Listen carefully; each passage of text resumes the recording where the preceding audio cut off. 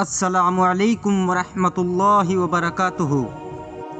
सूद खोर का अंजाम। तो प्यारे दोस्तों, ऐसे ही सच्चे किस्सों के लिए हमारे चैनल इस्लाम में नूर को सब्सक्राइब ज़रूर कर दें। बिस्मिल्लाहिर्रहमानिर्रहीम। बहुत ज़माने पहले की बात है, जब हिंदुस्तान पाकिस्तान एक ही था। पंजाब के एक पुराने गांव में अशरफ दादा का घराना आबाद था। अशरफ दादा उस ख़ानदान के बुज़ुर्ग थे और देखा जाए तो पड़ोस के सभी घरों में वो सबसे ज़्यादा बुज़ुर्ग थे। हर कोई उनकी बहुत ज़्यादा इज्जत करता था। अशरफ दादा को उनके पोते और पोतियों के देखा देखी मोहल्ले के सभी बच्चे उन्हें अशरफ दादा के नाम से पुकारते थे। जहाँ पर उनका घर था उसके आसपास में तकरीबन 20-25 मकान थे। उनके सामने खेत, उन खेतों के पास में 3-4 पेड़ थे। क्योंकि ये पेड़ आसपास में ही थे, इसीलिए उनका साया बहुत घना और सुकून भरा था। बस सुबह होते ही अशरफ दादा उन्हीं पेड़ों के नीचे चारपाई बिछा लिया करते थे और दिन भर उसी चारपाई पर बैठकर हुक्का पीते रहते। दोपहर के वक्त उनकी बहुएं वहीं पर उनके लिए खाना ले आती। मगरिब की नमाज के बाद उनको उनके पोते घर की तरफ ले जाते। दादा के 4 बेटे थे। 2 की शादी उनकी बेगम ने अपने हाथों से की थी। फिर उनकी नेक बेगम का इंतकाल हो गया और बाकी दोनों बेटों की शादियां उनकी दोनों बहुओं ने देखभाल कर करवाई थी। अलबत्ता अशरफ दादा की कोई बेटी नहीं थी, लिहाजा उनकी बहुएं उनका सारा काम करती थी और अशरफ दादा सारा दिन घर से दूर पेड़ के नीचे बैठे रहते। आते जाते अशरफ दादा को लोग सलाम करते, उनका हाल चाल पूछते और फिर चले जाते। लेकिन अशरफ दादा की इस कदर शोहरत की वजह उनकी बुजुर्गी नहीं थी, बल्कि उनका कारोबार था जो कि सालों से चलता आ रहा था। अशरफ दादा गांव वालों का चलता फिरता बैंक थे। किसी को कोई ज़रूरत आन पड़ती या कोई संगीन बीमारी आन पड़ती या किसी की बेटी या बेटे की शादी आन पड़ती या किसी को किसी भी तरह की परेशानी होती या हर वो काम जिसमें गांव वालों को पैसों की ज़रूरत होती, तो वो बेझिझक अशरफ दादा से कर्ज लिया करते और अशरफ दादा उनको फ़ौरन कर्ज दे दिया करते। बल्कि अशरफ दादा उनसे बहुत मोहब्बत से पेश आते और भला आते भी क्यों ना, अक्सर दादा उस कर्ज के बदले अपनी मर्जी से सूद लगाते और यही कारोबार वो सालों से करते हुए आ रहे थे। उनके खटिया पर रखे तकिए के नीचे उधार की रकम, खाते सूद की तफसीलात का एक रजिस्टर रखा हुआ था, जिसे वो एक पल के लिए भी खुद से अलग नहीं होने देते। अगर कभी बारिश होने लगती तो अपने पोतियों को इस कदर शोर मचा कर बुलाते जैसे कोई तूफान आ गया हो, मगर इस शोर शराबे का बस इतना मकसद होता कि उनका रजिस्टर गीला न हो जाए। दादा अपनी रकम सूद समेत वापस लेने में खूब होशियार थे। उन्हें यह कारोबार करते हुए 40 से ज़्यादा समय हो गया था। कोई भी उनसे रकम लेकर भाग नहीं पाया था। अशरफ दादा के उसी लालच और हवस में उनकी ज़िंदगी के दिन गुजर रहे थे। एक दिन गांव के स्कूल के मास्टर का अशरफ दादा के सामने से गुजर हुआ। वो उन्हें रुक कर सलाम दुआ करने लगे। दादा ने उनको बुलाकर कुर्सी पर बैठने को कहा और साथ में उनकी तरफ हुक्का भी कर दिया।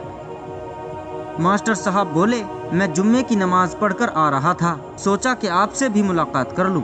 आपने तो कभी गलती से भी मस्जिद का रुख नहीं किया।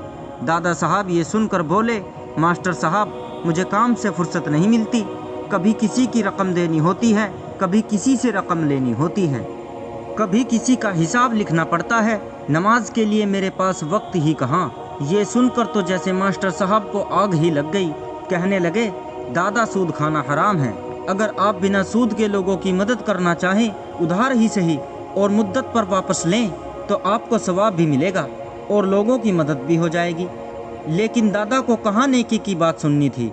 दादा बोले, मियाँ, कहाँ पर हराम है। किसी को अगर वक्त पर उसकी रकम मुहैया करते हैं तो इसमें क्या हराम है। वैसे भी आजकल कौन किसी को उधार रकम देता है। लेकिन मैं कभी किसी को इनकार नहीं करता और अगर मैं उसके बदले में कुछ पैसे वसूल करता हूँ तो वो तो मेरी मेहनत है, ना कि हराम।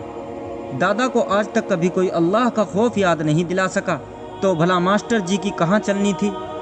मास्टर जी कुछ देर गुस्से में दादा के पास बैठे रहे। फिर कुछ देर बाद दादा से रुखसत चाही।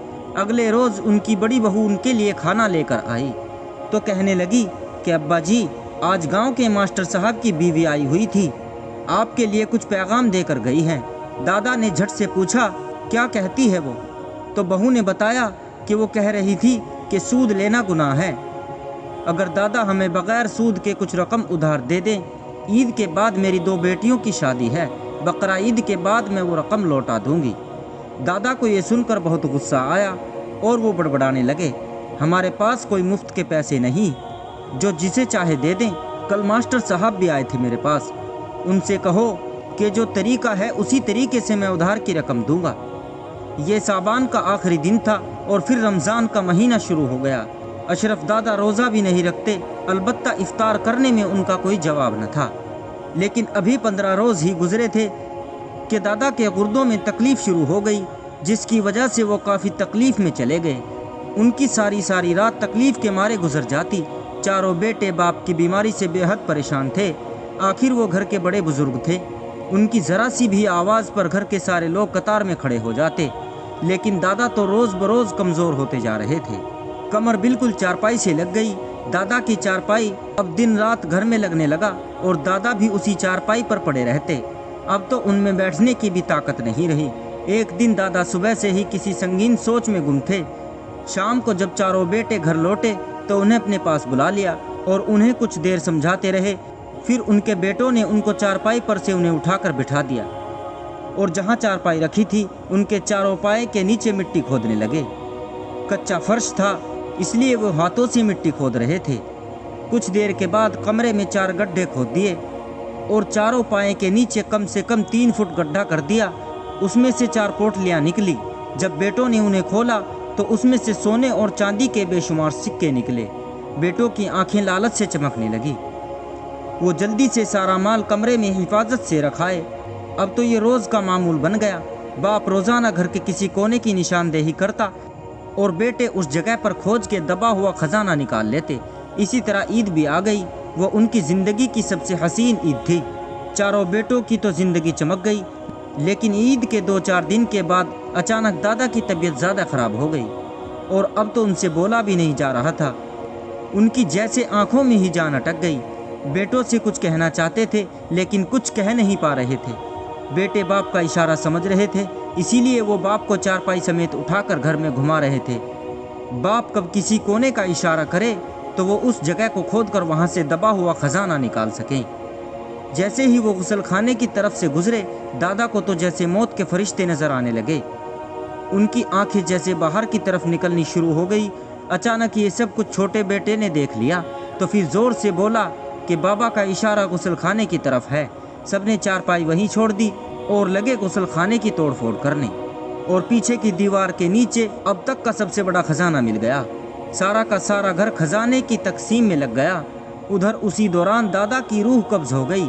اگلے روز اشرف دادا کا جنازہ لے جایا گیا۔